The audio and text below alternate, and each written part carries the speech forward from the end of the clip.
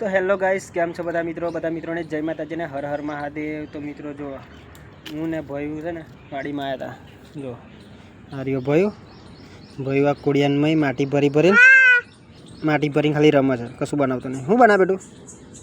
અને હું એની જોડે બેઠો છું અને મનીષા હોઈ ગઈ છે ગાઈસ। હવે આપણે વિચારીએ કે આ બધું ઘાસ થયું છે તો સાફ કરી નાખીએ।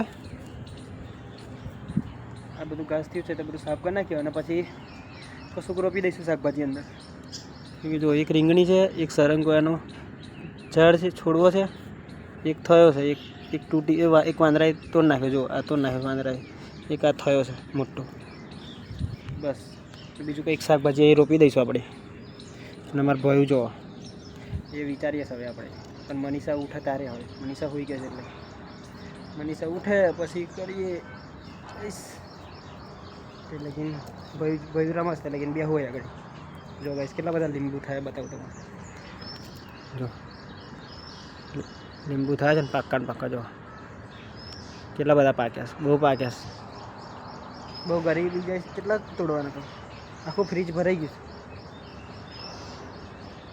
મારા ભયું રોજ લઈ જઈશ 4 5 6 એવા ભરીને ફ્રીજ ભરી દીધું।